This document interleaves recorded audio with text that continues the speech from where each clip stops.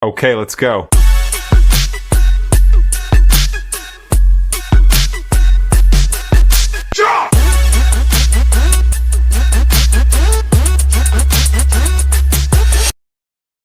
Jerone Morton is coming home. He has committed and signed to the University of Kentucky. There is our backup starting point guard. And as you said earlier, Craig, this is number 12 right now with regard to our team. Yes, our 12th signee now. Still got about 3 short. But what we got this year over what we've had the last 2 years, we've got 75 points a game by taking all their previous last year's scoring totals, per game scoring totals. We've got 75 points walking in. Well, and they don't run an offense like Pope does, where No. it just bombs away on threes. No, and it's interesting that you say that because, people are very critical of the folks who are coming in. But guys, 2 years ago, we had no points coming back. Last year, we essentially had about 22 points coming back. Now we have guys who have scored 63, 70 points a game. And so this is a really big deal. Look, Jerome Morton is not going to beat the brakes off of anybody, but he is a solid backup that can come into the game.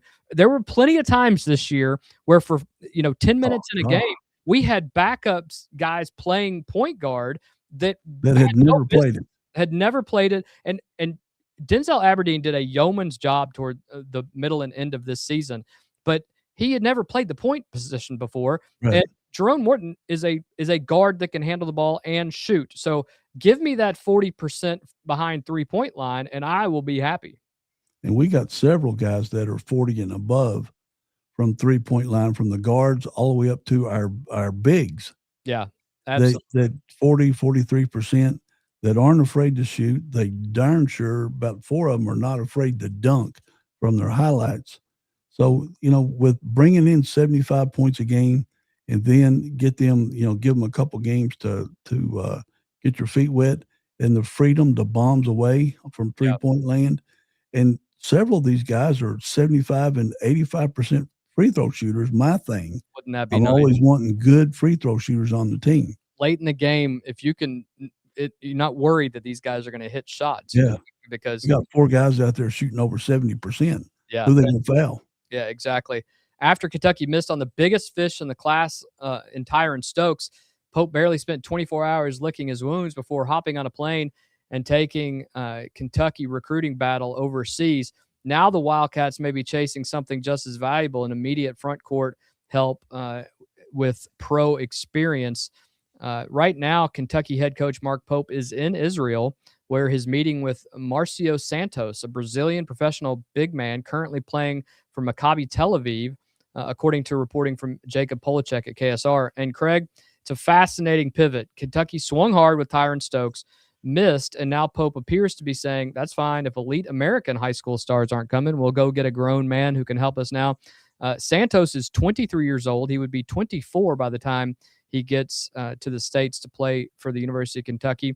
Santos is listed at 6'8", more like 6'9". He's 23 years old and has a real professional experience, not developmental, not potential. And this is an actual grown man playing basketball. The past season with Maccabi Tel Aviv, he has averaged 8.8 points per game, 3.9 rebounds, 1 assist, nearly 40% from 3-point range in EuroLeague play. That should get you excited. A 6'8" guy, Craig, who can shoot the rock. And over 80% at the free throw line. Which is my favorite thing. Yeah, that jumps off the page because it screams Mark Pope, big man.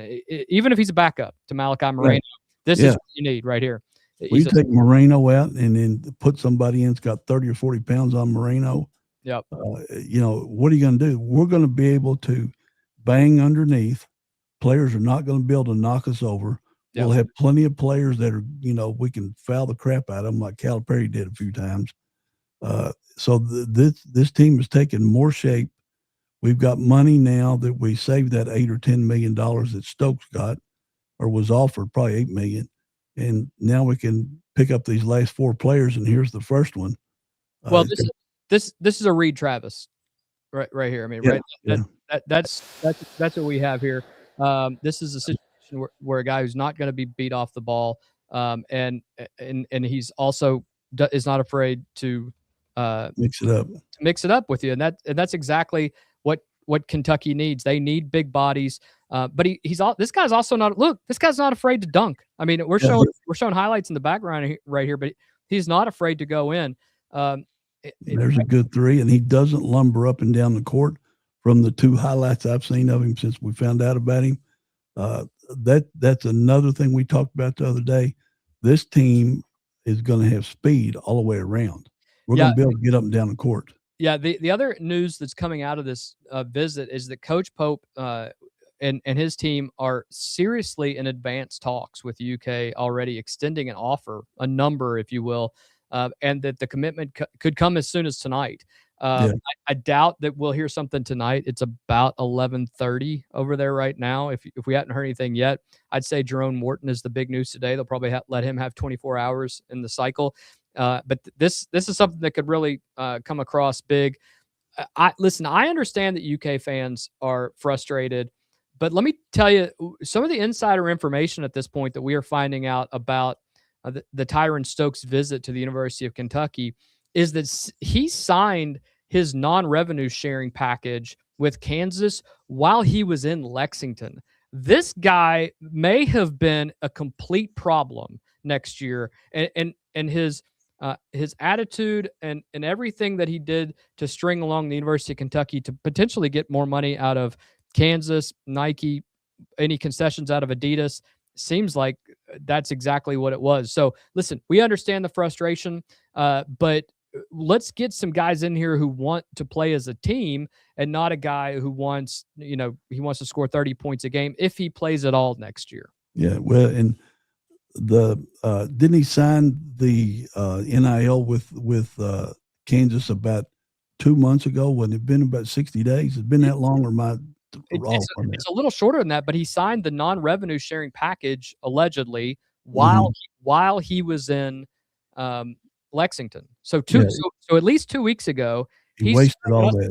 It wasted our time and everything else. Now, I will also say that there is information out there right now that Polacek with KSR had gotten information that is exactly what happened, and that he reached out to the Mark Pope and his staff, and they refused to return his phone call. Now, if that's true, that's a bit damning, because you have people who potentially have your best interest at heart, and you're not willing to take that call, and that's a problem at this point. And I've said this to my guys today, is we need a general manager yesterday with this program. Mark Pope is a really great guy. I've known Mark since we were in school. He's a great guy. Mark Pope is a good coach. Mark Pope is obviously not a good recruiter, Craig, and he's piecemealing a team together right here. Let's be honest, we haven't liked any. We liked the team last year. We thought we did, but then when we saw how they played, injuries got him 2 years. Injuries got in the way as well. But who knows what this team's going to look like? And we're obviously going to be big. I mean, our smallest guy right now is that we've recruited is about 6'3". So we're going to be big at this point. So, Craig, I guess my question to you is, did we dodge a high-speed projectile last night? And is it potentially the best thing that could happen to us? We have 12 guys on the roster right now with the potential of adding a couple more. Well, I do think we did, because I didn't want to talk about it before, but I've seen news reports on all the various basketball blogs that I follow, the basketball groups, that in his one high school team, he didn't play a single game because and just left, and then he went to another one, and the coach set him out in the first half and didn't start him the next game, and he quit that team and then went to an AAU, Riverside, whatever it was, in California. So that, plus what Jeff Goodman has said for 2 or 3 weeks, that Stokes needs a hard coach, a Calipari, or coach at Kansas, Bill Self. Yeah, Self. He needs somebody like that to rein him in, because he is so flamboyant. And of course, like all these great basketball playing kids, they've been told the greatest thing since sliced bread since they're probably 7 years old. Sure. He got his first college offer in the 8th grade. Yeah.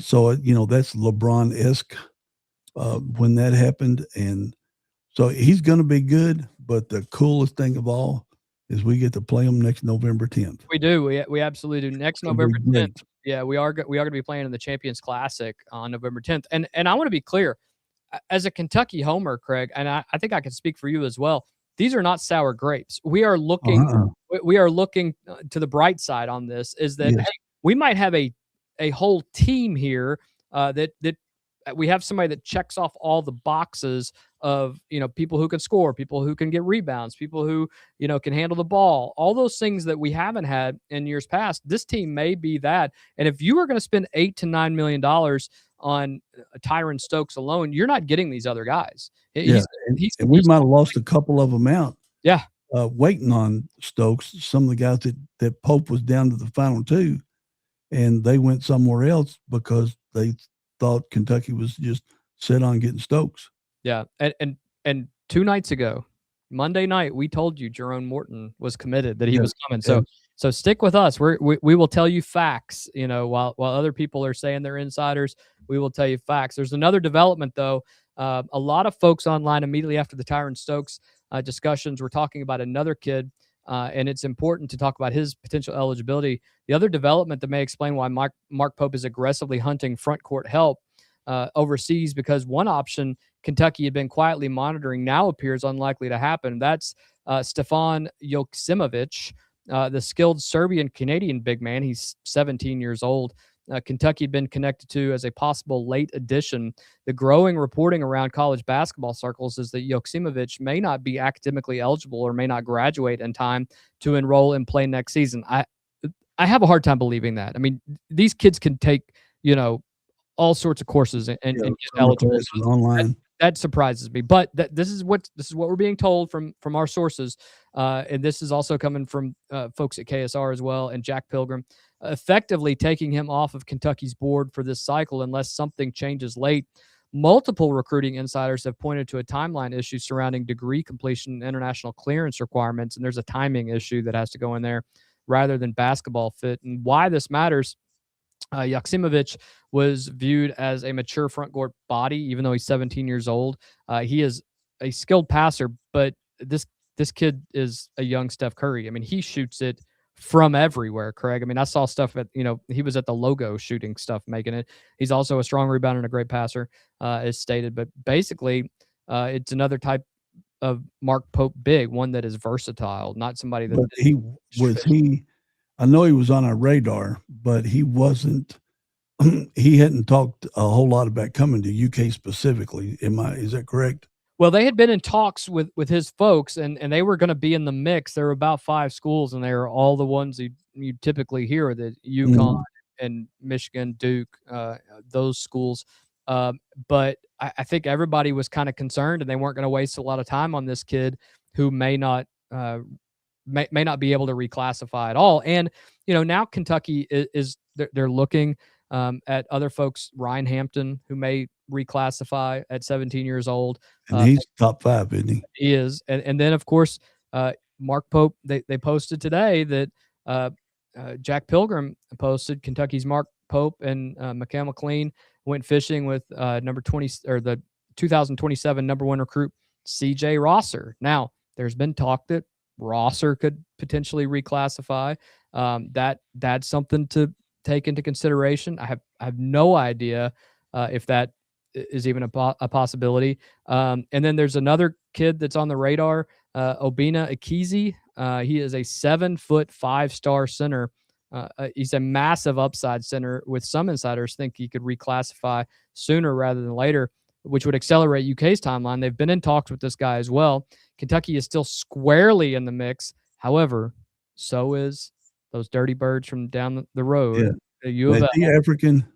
He is. And then have you noticed how Africa is really producing a lot of good basketball players lately? Well, yeah. I mean, they're physically they're able to compete, and it's really a popular sport in Africa at this point. A lot of these kids are playing in Euro ball right now, and really making a difference.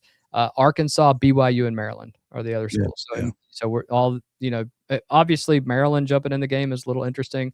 But the odds are kind of moderate on that if that were to happen. I would say that Marcio Santos is probably high interest, and I would say there's a better than 90% chance that they're going to lock him down. And if we get if we go say 27-6, I'm just guessing. I have no idea. Just based off the points that we're bringing in the team this year, and get to the Elite Eight, that's going to change a lot of players' attitudes towards coming to Kentucky, because they'll see that the team can advance. Hopefully, none of these guys get injured. Hopefully, he's been snake bit on the injuries. But if we could go through a season with these players, their point production, their free throw percentage, their aggressiveness when going to the hoop, that might turn things around for Kentucky, and let's get back to Kentucky being Kentucky.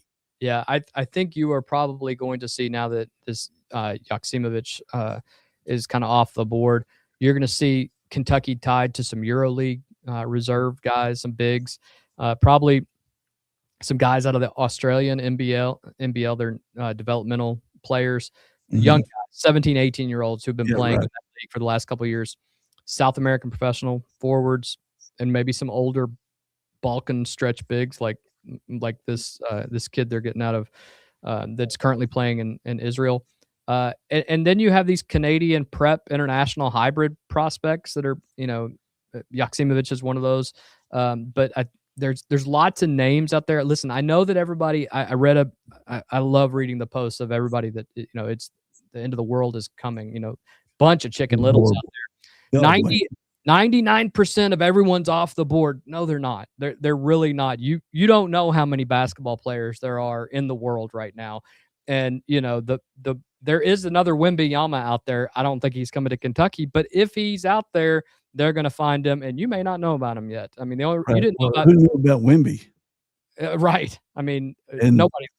I sent you a video of that dunk that block he did last night. My goodness. Yeah, his shoulders were above the rim, and he knocked it 15 rows into the fan seats. It was amazing. Yeah. Well, it's clear that Pope is hunting older, more experienced guys in these international markets at this point. He probably feels like he needs a little bit of some leadership, a cooler head on the floor to be able to do this. And you still have the kid from Iowa State that played great against us as he always does. He's out there, and now we have $8 million available, right? I mean, we have some money freed up now. So hopefully those donors and JMI and those deals can actually happen. But if Santos lands in Lexington, fans may start feeling a lot better. Now, I know that you read his stats from the game that Pope was at, that he had 0 points. He only played 10 I didn't want to talk about those. No, but it's fine. It is. It's one game. He's playing in front of a coach that he's probably very nervous about all the attention he's getting. And that's no excuse, but they're also, playing in their playoffs and things of that nature. So this is a big deal. And we have 6 months before, tip off. So let's figure it out and see where things go. But you could have a full team with really only a couple of young kids coming in from high school. This will be an experienced team, very experienced team. And so that's something that is going to be different than years past. Well, and we got Hawthorne's brother's coming. He's a walk on. Yeah, so that's the 12. We got a walk on counted as a 12, but they're gonna he probably get some playing time if he's tall as his brother. Yeah, and we talked yesterday about the fans, what their reaction would be after Stokes. And I went and watched 2 podcasts real quick, and God almighty, I was texting you. Yeah. They were dying. I mean, the fans calling in and the fans commenting were saying, "Fire Pope now." I mean, it was like it was the end of the world not getting this one player. Well, we get it. It would have been fun to watch him. We've had some players like that at the University of Kentucky, John Wall, Jamal Mashburn back in the day, guys who were All-Americans. James Lee back in the day. Yeah, James Lee back in the day. Ron Mercer. I mean, I remember when Ron came here. Mm-hmm. Those guys are fun to watch. But those guys weren't coming for an 8-month sabbatical like this kid is. This kid is on an 8-month vacation, an 8-month vacation where he's going to make $10 million. So Right. you may get nothing out of him. Maybe they'll make a run with this kid. Maybe they will. I doubt it. They don't have much. I don't think they have much of the rest of their team, but we will see. I think And when you're already projected the number 1 pick next year before you why made the first dribble at Kansas, it might be, well, I think I might get hurt. I'm not playing any more games after I'm not coming back after Christmas. Look at JQ. Look at Jaden Quaintance. Right. I mean, he was a top 5 lottery destination guy, and now he's looking for, to He's figure late out where he's first, probably second round, and there's some boards that got him not even getting drafted, which, that doesn't mean a bad thing anymore because then you can go to any team. Right. Well, But it just if we can go injury-free and these guys play up to 75% of last year, we're going to have a good team. I think we will too. And you and I were talking about this last night is that, sometimes it's hard to be positive when everybody else is being negative. But, that's the great thing about being Kentucky basketball. We have heritage and tradition. And a lot of times, many years we struggle, and we're not as happy as we should be. But, man, those years that they do great, it feels pretty good to have sat through some bad times. I gathered another stat today from going all the way back to Patino. Pope's not doing great. Billy Clyde was 59.7, Pope 63.9, Patino 64.3 because he had those first couple bad years. Tubby Smith walked into an all-world team. He went 82.9, and Calipari, same thing. He was a great recruiter, and he was at 84.2. So you're talking about their first 2 years of winning percentage? First 2 years of each of those coaches. So, seeing the disparity coming in because Gillespie had his own problems, and he was a tail end of Tubby, and the teams weren't that great then. And but Tubby's first years and Calipari's first years were just out of this world. 32, 33 game seasons, and almost an undefeated season against Wisconsin. So it's going to be interesting to see what next year does because next year is Pope's make or break.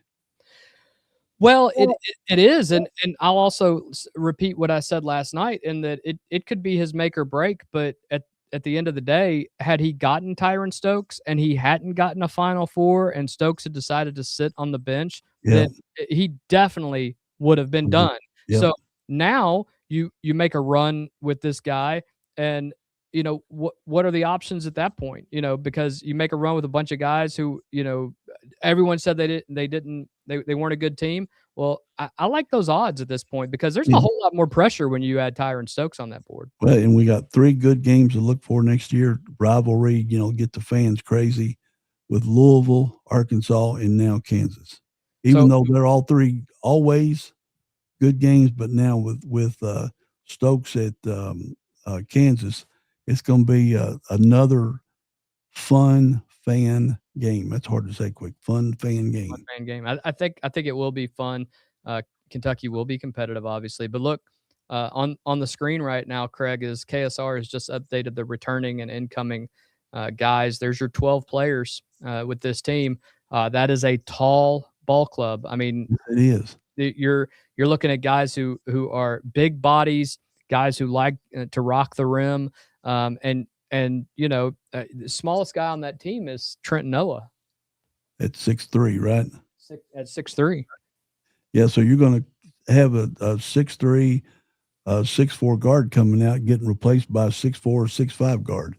Yeah, I mean, we haven't had that luxury in a long time. I mean, it's been many years since being able to do that. And these guys are not bad shooters. We talk about their ability to pass and their assists and things like that, but these are good shooters. I mean, some of these inside guys, McBride and those guys, they're shooting well above 50% from the floor, and they are not just dunkers. I mean, these guys are mid-range shooters. I wish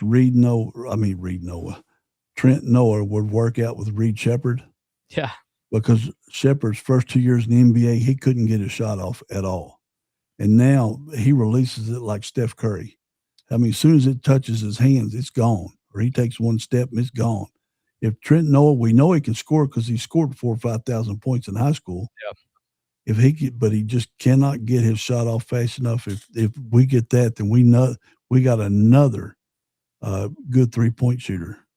Well, remember, we were excited that Travis Perry was coming in to Kentucky 2 years ago. We thought that was the end all be all, and he scored 5 points a game for Ole Miss last year.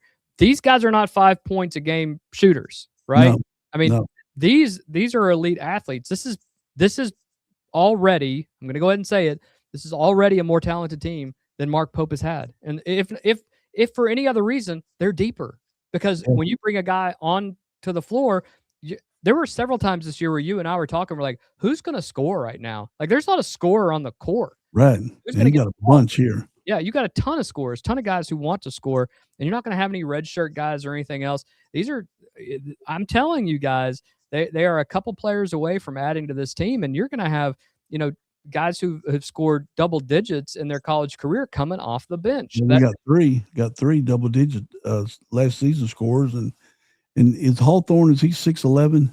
Yes. And then you got Moreno at 7 foot, and you got a couple of 6'10" guys in there. I mean, we're going to be underneath. We're going to be good. I want everybody just to pump the brakes a little bit. Let's support the guys that we do have here. The sky is not falling, and I think next year it could be a fun team to watch. Okay, let's go.